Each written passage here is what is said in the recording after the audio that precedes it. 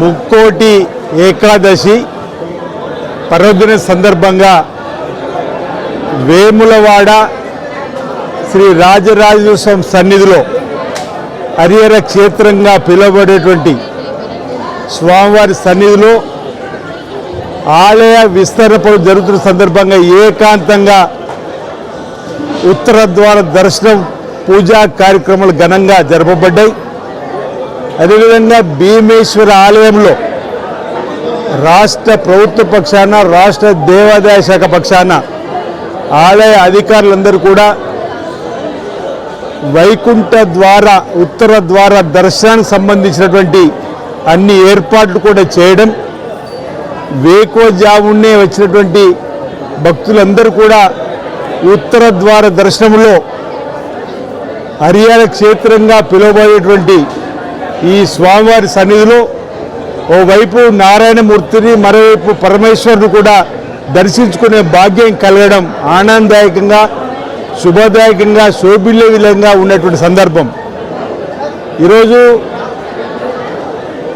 నారాయణమూర్తిని దర్శనం చేసుకునేటువంటి భాగ్యం తిరుమలలో కానీ, ధర్మపురిలో కానీ, యాదగిరిలో కానీ అనేక ప్రాంతాల్లో కూడా నారాయణమూర్తిని దర్శించుకునే భాగ్యం ఉత్తర ద్వార దర్శనం ద్వారా.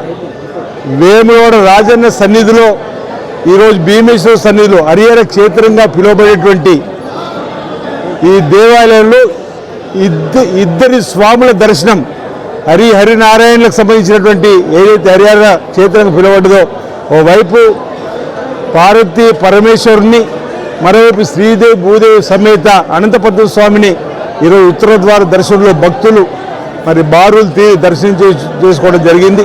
ఈ సందర్భంగా బ్రాహ్మణోత్తముల చేత ప్రత్యేకమైనటువంటి పల్లకి సేవలు, సేవా కార్యక్రమాలు ఘనంగా నిర్వహించడం జరిగింది. ఈ సందర్భంగా ఆ పరమేశ్వరుణ్ణి, ఆ నారాయణమూర్తిని వేడుకుంటూ ఉన్నాం. లోక కళ్యాణం జరగాలి, లోకశాంతి జరగాలి, సకాలంలో చక్కటి వర్షాలు బ్రహ్మాండంగా పడి, పాడి పంటలు బ్రహ్మాండంగా పండి, రైతు వర్గంతో పాటు అన్ని వర్గాలతో సుఖమయ జీవితంతో, ఆనందమయ జీవితంతో, అష్టతో, ఆయుర్వేదంతో ముందుకు సాగాల్సిన సందర్భంగా పేర్కొంటూ ఈ ముక్కోటి ఏకాదశి పర్వ సందర్భంగా కూడా తెలంగాణ రాష్ట్రంలో ఈ ప్రభుత్వం గౌరవ ముఖ్యమంత్రి రేవంత్ రెడ్డి గారి నాయకత్వంలో ప్రజాసేవలో ఎలాంటి ఆటంకం లేకుండా మరింత ముందుకు వెళ్ళి ప్రజాసేవలో లోక కళ్యాణం జరిగే విధంగా చేసే కార్యక్రమంలో ఎలాంటి ఆటంకాలు జరగకుండా చూడుతారని చెప్పనుకుంటే ఈ సందర్భంగా స్వామివారిని వేడుకుంటూ అందరికీ మీ ద్వారా ప్రజలకు, భక్తులందరూ కూడా ప్రభుత్వ పక్షాన, మా పక్షాన వేములవాడ హరిహర క్షేత్రం నుండి ముక్కోటి ఏకాదశి పర్వ సందర్భంగా శుభాకాంక్షలు తెలియజేస్తా ఉన్నాం.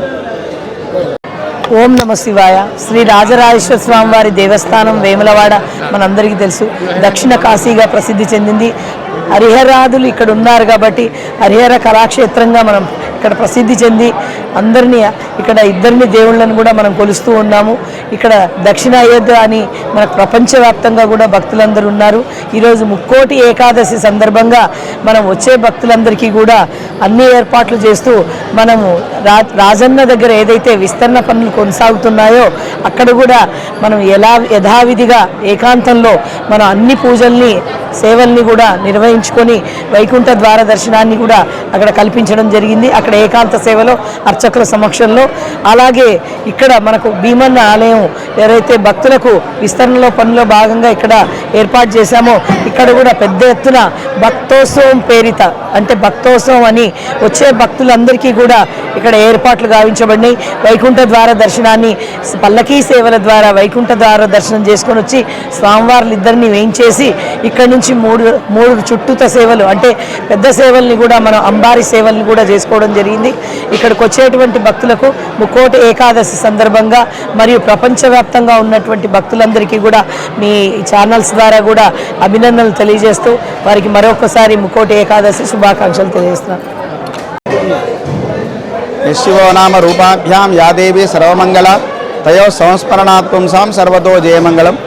వేములవాడ రాజరాజేశ్వర స్వామి వారి యొక్క క్షేత్రంలో ఈరోజు ముక్కోటి ఏకాదశి మహాపర్వకాలని పురస్కరించుకొని స్వామివారి రాజరాజేశ్వర స్వామివారి ఆలయంలో ఉదయమే 3 గంటల నుంచి 3 గంటల 15 నిమిషాల వరకు కూడా మంగళ వాయిద్యములు, ఆ తర్వాత సుప్రభాతము, ఆలయ శుద్ధి, తర్వాత ప్రాతకాల పూజ నిర్వహించి ఆ ముక్కోటి ద్వారం అంటే ఉత్తర ద్వారానికి అలంకరింపజేసి హరిహరులు ఇరువురిని కూడా విశేషమైనటువంటి పూజను ఏకాంతంగా అర్చక స్వాములందరూ కూడా రాజరాజేశ్వర స్వామి యొక్క ఆలయంలో చేయడం జరిగింది.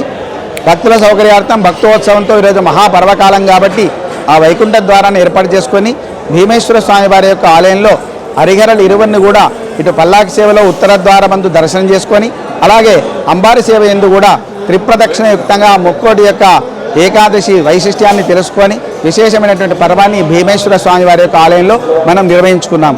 ముక్కోటి ఏకాదశి అనేటువంటిది చాలా గొప్పనైనటువంటి పండుగ. ఈ పండుగ నిర్ణయం ఎలా ఉంటుందంటే సంక్రమణమైన తర్వాత అంటే ధనుస్సు రాశిలో సూర్యుడు ప్రవేశించినటువంటి సమయం తర్వాత వచ్చేటువంటి శుద్ధమందు వచ్చే ఏకాదశి ఏ ఏకాదశి అవుతుందో అది ముక్కోటి ఏకాదశి. కాబట్టి ధనుస్సు సంక్రమణం తర్వాత ఈసారి మనకు ఈరోజు ముక్కోటి పర్వాన్ని మనం చేసుకున్నాం. విశేషించి మనకి సంవత్సరం 2025లోనే 2 మార్లు చేసుకున్నాం. అటు జనవరి 10వ తారీఖు నాడు అలాగే ఈ డిసెంబర్ 30వ తారీఖు నాడు ఈరోజు మనం ముక్కోటి ఏకాదశాన్ని పర్వాన్ని పురస్కరించుకొని స్వామివారిని విశేషంగా సహస్ర అంటే వేల సంఖ్యలతోటి భక్తులందరూ కూడా స్వామివారిని వైకుంఠ ద్వారమందు దర్శించుకొని తరించారు. ఈ క్షేత్రం హరిహర క్షేత్రం కాబట్టి ఆ వైకుంఠ ద్వారమందు నారాయణమూర్తినే కాకుండా ఇటు హరిహరుని ఇద్దరిని కూడా అంటే పార్వతీ రాజరాజేశ్వర స్వామి వారిని లక్ష్మీ అనంత పద్మనాభ స్వామి వారిని ఇరువురిని కూడా దర్శించుకునేటువంటి మహద్భాగ్యం ఈరోజు మనందరికీ కలిగింది.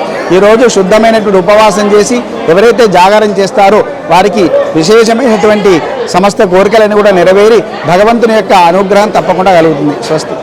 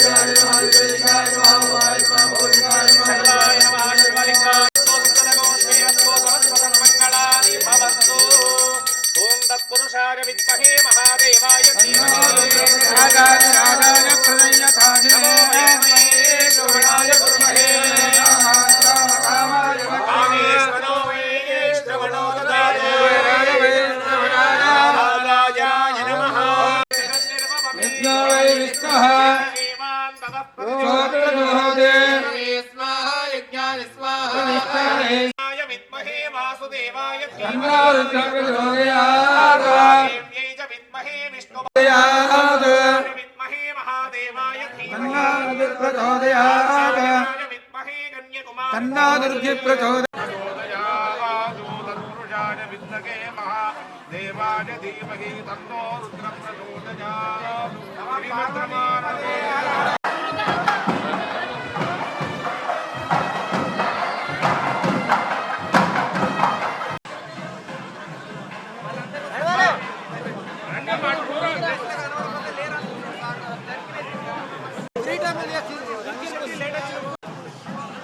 సైడ్ ఇంకోటి రాని